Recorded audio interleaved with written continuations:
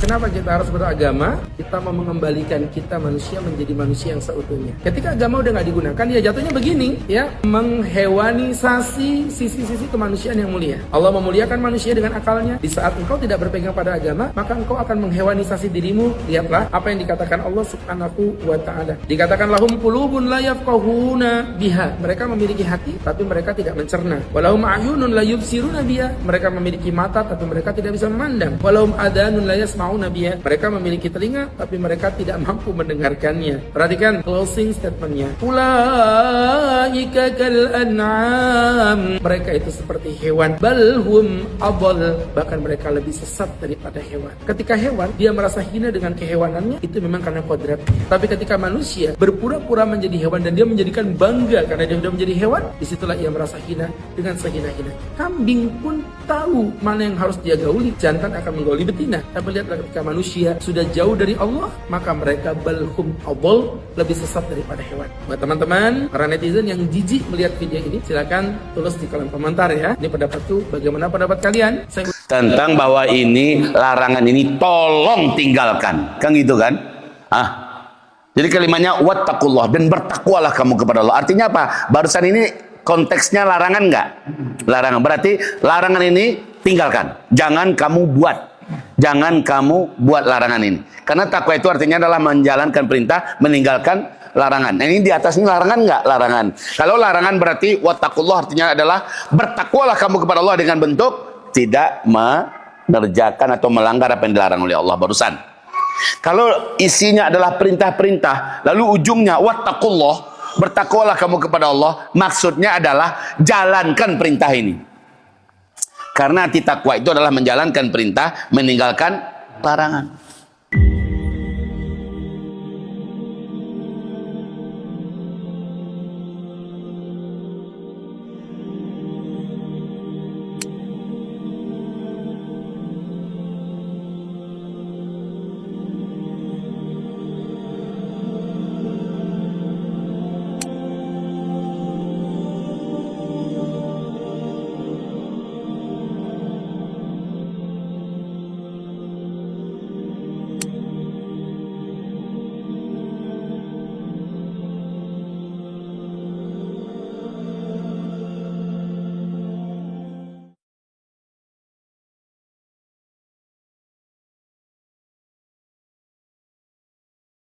Bismillahirrahmanirrahim. Assalamualaikum warahmatullahi wabarakatuh. Alhamdulillahi rabbil alamin, wal aqibatu lil muttaqin, wa la udwana illa 'alal zalimin. Asyhadu an la ilaha illallah wahdahu la syarikalah, wa asyhadu anna sayyidana wa habibana Muhammadan abduhu wa rasuluhu la nabiyya ba'dah. Amma ba'du. Qala Allah Subhanahu wa ta'ala, ya ayyuhalladzina amanu taqullaha wa qulu qawlan sadida yuslih lakum a'malakum wa yaghfir lakum dhunubakum wa man yuti'illaha wa rasulahu faqad faza fawzan 'azima. Allahumma irhamna bil Qur'an wa sadaqallahul azim. Mari kita baca dulu pujian kepada Allah. Alhamdulillah bi ni'matihi tatimmus salihah. Kemudian kita salawat dan salam untuk Rasulullah ya. Allahumma salli wa sallim ala habibillah wa sayyidina Muhammadin Rasulillah sallallahu alaihi wasallam, amma ba'du. Ibaratullah, kita baca surat Al-Hujurat. Hujurat itu jamak daripada hujrah. Arti hujrah itu adalah kamar. Jadi hujurat, kamar-kamar. Kita awali dengan a'udzubillahi minasyaitonir rajim. Bismillahirrahmanirrahim. Ya ayyuhalladzina amanu. Ya ayyuhalladzina amanu. Wahai orang-orang yang telah beriman. Wahai orang-orang yang telah beriman. Biasanya dalam Al-Quran, kalau ada panggilan ya ayyuhalladzina amanu, itu adalah petunjuk bahwa ayat itu turunnya di Madinah Al-Munawwarah. Ayat itu turunnya di Madinah Al-Munawwarah. Kalau ciri khas ayat yang turun di Mekah, panggilannya adalah ya ayyuhan nas. Ya ayyuhan nas, wahai manusia. Karena karakter orang Mekah belum lagi terbentuk karakter iman, tapi masih manusia yang dipanggil ya ayyuhan nas. Oke, mengingatkan kita salah satu ciri bahwa ayat itu, surat itu turunnya di Madinah, panggilannya adalah ya ayyuhalladzina amanu. Tapi kalau ayat itu, surat itu turunnya di Mekah, panggilannya ya ayyuhan nas. Baik. Terus poin kedua, ya ayyuhalladzina amanu, wahai orang-orang yang telah beriman. Ini orang beriman banyak. Iblis orang beriman tidak? Beriman. Fir'aun orang beriman tidak? Fir'aun orang beriman. Fir'aun itu sangat percaya dan yakin bahwa Nabi Musa itu benar. Abu Thalib orang beriman tidak? Yang meninggalnya nggak bersyahadat, akhirnya dia masuk neraka. Paman kandung Nabi Muhammad yang selama hidupnya dia serahkan untuk melindungi ponaannya dalam berdakwah. Orang beriman tidak? Beriman, tapi dia kekal di neraka jahanam selama-lamanya. Jadi kalau ditanya orang beriman, hampir merata orang-orang yang mengakui Allah, mempercayai Allah, itu orang beriman. Tetapi dia belum lagi masuk ke dalam Islam. Makanya surat yang kemarin kita pelajari, surat apa? Ali Imran. Dari ayat berapa? Ayat 102. Ya ayyuhalladzina amanu ittaqullaha haqqa tuqatih. Hai orang-orang yang beriman, bertakwalah kamu kepada Allah dengan sebenar-benarnya. Orang beriman ini dipanggil, bertakwalah kamu. Kamu kan udah percaya, sekarang bertakwalah kamu. Apa arti bertakwa kemarin? Mengerjakan perintah dan menjauhi larangan. Itu arti takwa. Arti takwa itu menjalankan semua perintah Allah, meninggalkan semua larangan Allah. Itu arti takwa. Hai orang-orang yang beriman, jalankan oleh kamu semua perintah Allah, tinggalkan oleh kamu semua larangan Allah. Haqqa tuqatih, dengan sebenar-benarnya menjalankan, dengan sebenar-benarnya meninggalkan. Itu arti takwa. Takwa itu artinya menjalankan semua perintah Allah dan meninggalkan seluruh larangan Allah.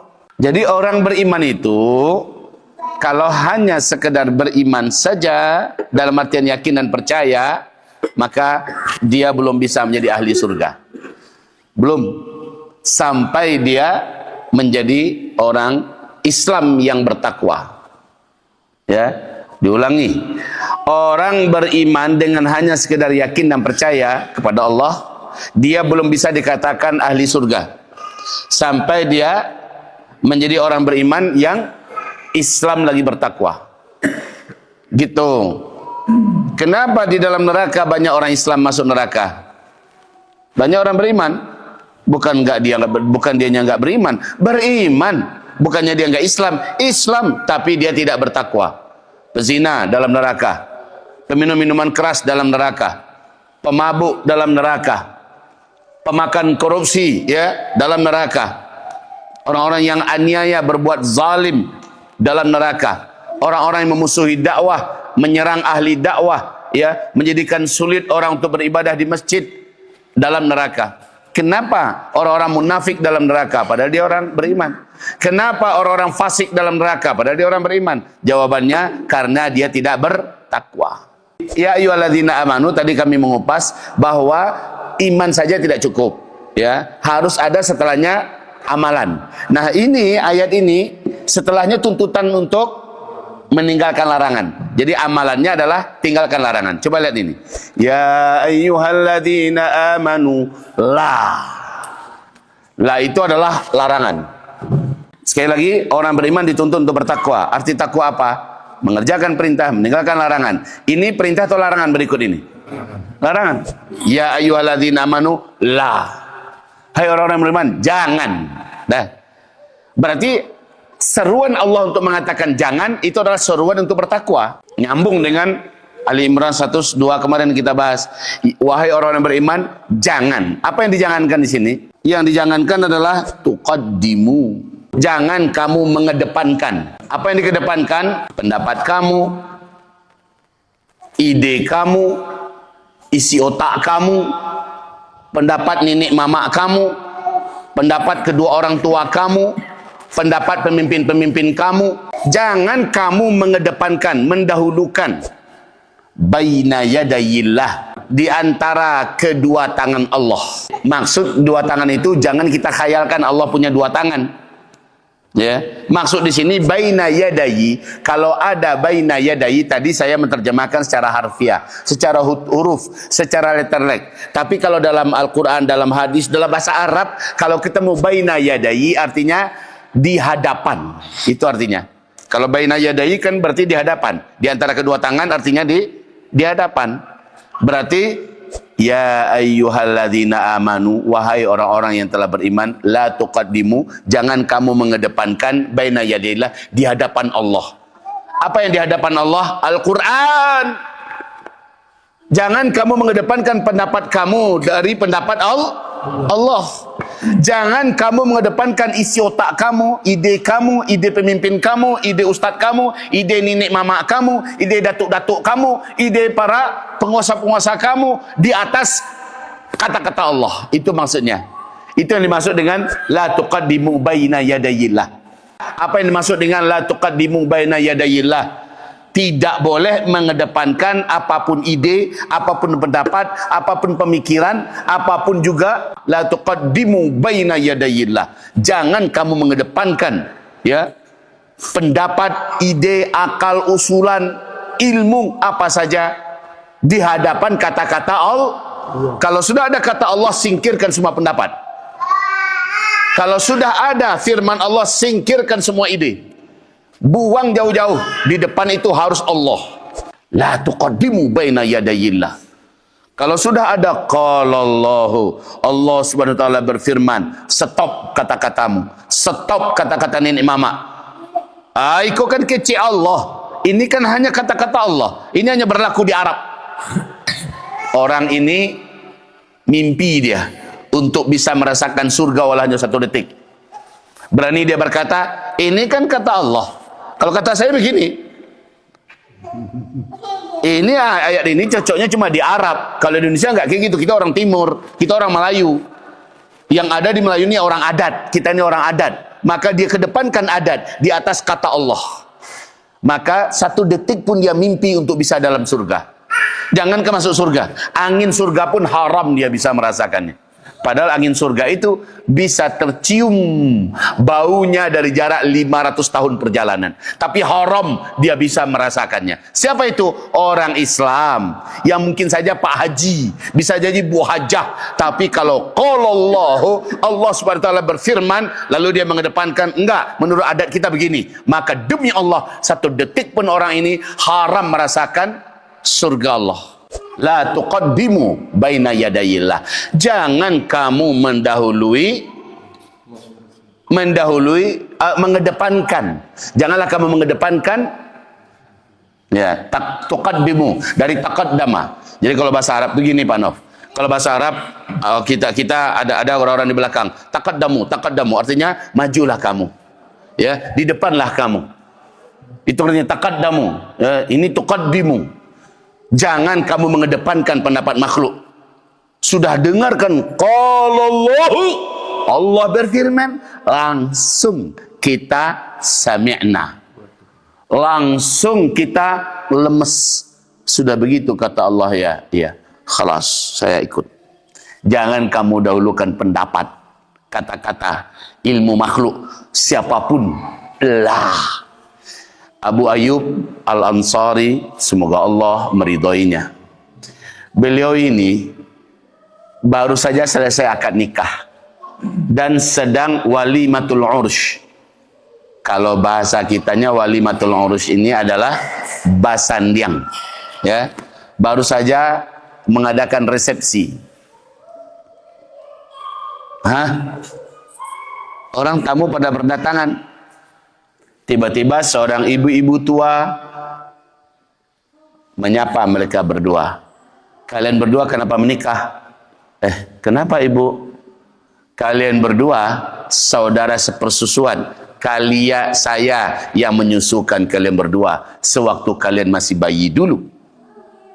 Kenapa kalian menikah? Kalian saudara sepersusuan. Mendengarkan itu, Abu Ayyub Al-Ansari segera lari secepat-cepatnya ke kota Madinah menggunakan kuda tercepat. Sesampainya di kota Madinah, dia pun langsung menghadap Rasulullah dan bertanya, gimana nih ya Rasulullah? Sebenarnya bagaimana tuntunan Rabbul Alamin kepada kami makhluknya? Boleh enggak nikah orang yang saudara sepersusuan? Maka Nabi pun membacakan ayat tentang haramnya menikahi saudara sepersusuan. Lalu Nabi berkata, saudara sepersusuan sama dengan saudara kandung. Mendengarkan itu, tidak ada pilihan oleh Abu Ayyub Al-Ansari kecuali masuk dalam ayat ini. Kamu tidak boleh mengedepankan perkataanmu, hawa nafsumu, keinginanmu, ya, atau perkataan makhluk manapun di atas kata-kata Allah. Langsung dia balik lagi, dia umumkan. Dia bacakan ayatnya dan dia bacakan hadis Nabi, saudara sepersusuan seperti saudara kandung. Pernikahan ini batal. Padahal wanita ini wanita yang paling diimpi-impikannya sejak dia muda dulu. Wanita yang sangat dicintainya. Si wanita juga begitu. Tapi tahu ayatnya begitu, langsung dia amalkan ayat ini.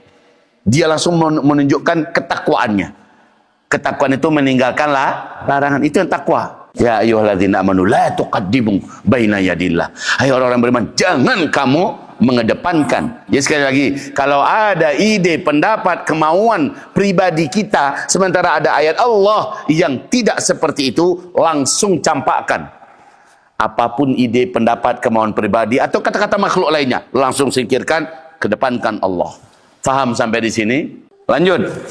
Wa rasulihi, dan jangan pula kamu mengedepankan perkataan, ide, kemauan, ilmu makhluk di hadapan kata-kata Rasulullah. Tadi Allah mutlak, Rasul juga mutlak. Rasul nggak boleh diselisihi. Sebab apa? Semua yang dikatakan oleh Rasulullah SAW itu seluruhnya adalah perkataan Allah. Sebab Allah sudah sebutkan dalam surat An-Najmu, wa ma yantiqu 'anil hawa in huwa illa wahyu yuha. Apapun yang keluar dari lisannya Nabi Muhammad bukan kata-kata pribadinya. In huwa, melainkan dianya wahyun yuha, adalah wahyu yang diwahyukan. Coba dengar itu. Jadi kata-kata Nabi Muhammad juga nggak boleh disanggah. Qala Rasulullah bersabda. Ala Rasulullah kan manusia. Saya manusia, apa beda saya dengan dia? Dia kan Rasulullah, ya Rasulullah, tapi dia kan punya manusia kan, ada salahnya kan. Saya juga manusia, ada salahnya. Lagi pula kata-kata Nabi itu cocoknya di Arab, bersama dengan yang tadi. Cocoknya hanya diamalkan oleh orang Arab. Maka demi Allah orang ini sama. Satu detik pun mimpi dia untuk bisa mencium bau surga. Berarti qaulu Rasulillah, perkataan Allah, perkataan Rasulullah mutlak. Jangan kamu mengedepankan. Berarti dia ingin mengedepankan pendapatnya, dia ingin mengedepankan idenya, nafsunya. Yang macam ini sampai hari kiamat ada orangnya. Jadi ketika ada larangan begini, berarti yang akan melanggar pasti ada. Nanti kita masuk ke surat Al-Munafiqun ya, surat orang-orang munafik. Di situ dinyatakan bagaimana karakter, sifat dan perangai mereka. Karena nggak ngaji, kalau dia ngaji nggak akan berani dia mengedepankan suaranya. Allah mau berbicara, makhluknya membacakan ayat Allah, langsung di stop.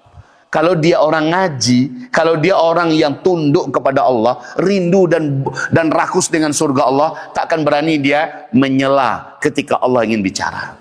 Itu presiden. Presiden saya takut kita menyela. Bagaimana kita berani menyela ketika Allah ingin berbicara? Bagaimana Allah ingin berbicara? Ketika dibacakan ayatnya, itu namanya Allah berbicara itu. Ya, makhluk hanya tukang baca, tapi kata-kata dan instruksi Allah lah yang sedang dibacakan. Baiklah. Wattaqullaha. Satu rahasia ya, satu rahasia. Wattaqullah. Setelah di atas ada paparan tentang perintah atau larangan, lalu di belakangnya ditutup dengan wattaqullah. Ini kunci nih, kunci dalam ulumul Quran, kunci dalam ilmu Quran. Ketika ada kalimat wattaqullah, bertakwalah kamu kepada Allah. Sementara di atasnya ada bimbingan Allah berupa perintah atau berupa larangan. Maka kalimat wattaqullah itu ada nggak yang bisa menyimpulkan apa maksudnya? Pentaukidan. Pentaukidan, bagus. Apa arti pentaukidan itu? Penguatan. Penguatan. Maksudnya apa lagi?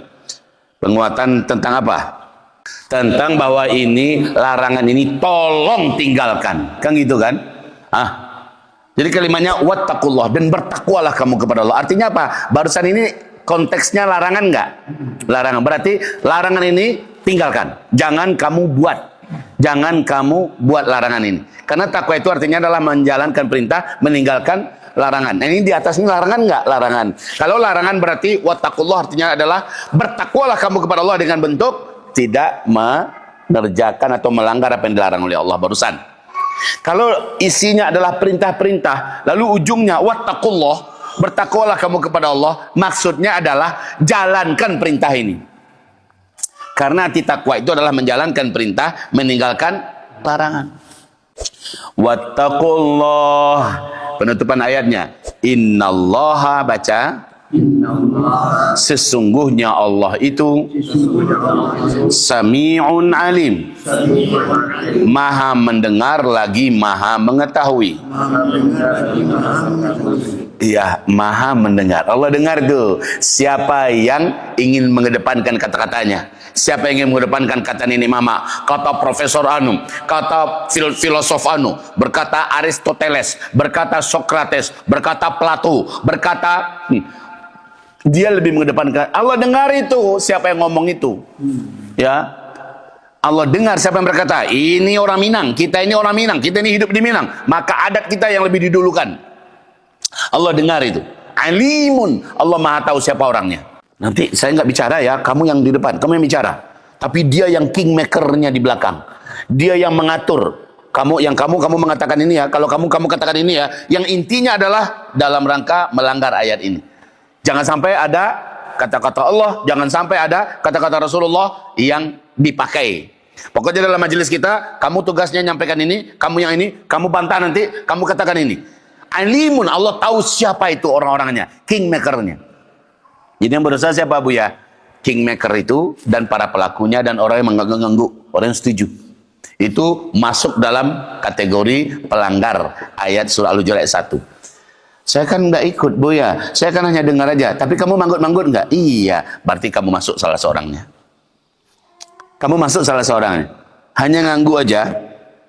Kalau seandainya bukti kita tidak terima, saya tidak setuju. Kalau memang Allah dan Rasul berkata harusnya begitu. Kalau kamu nggak setuju, kamu keluar. Keluar dia. Itulah orang yang tidak mau masuk dalam ayat ini. Kan ada ayatnya lagi itu. Sami'tum ayatillahi yukfaru biha wa yustahza'u biha fala taq'udu ma'hum innakum idzan mithluhum. Apabila kamu mendengar ada ayat-ayat Allah yang diingkari, ada ayat Allah yang diolok-olok, jangan kamu duduk bersama mereka. Innakum idzan mithluhum, sesungguhnya kamu jadi mirip salah seorang di antara mereka. Jadi perintah Allah apa? Ifranqi'u, menyingkirlah kamu. Jangan duduk aja di sini lah, bahasa Padang. Awas satu aja duduk di situ. Sementara ayat Allah sedang diingkari, ayat Allah sedang diolok-olok di situ. Masih duduk di sana, innakum idzan mithluhum, sesungguhnya kamu sama dengan mereka. Oke? Innallaha sami'un alim, sesungguhnya Allah maha mengetahui siapa-siapa yang ngomong itu, siapa-siapa yang punya ide pendapat yang menyelisih Allah dan Rasul itu Allah tahu, Allah mendengar itu. Alimun, Allah maha tahu. Apa yang harus kita lakukan lagi? Laksanakan. Ya, laksanakan wattaqullah, dan laksanakanlah perintah Allah ini. Perintah Allah di sini adalah Allah melarang kita, berarti jangan dibuat.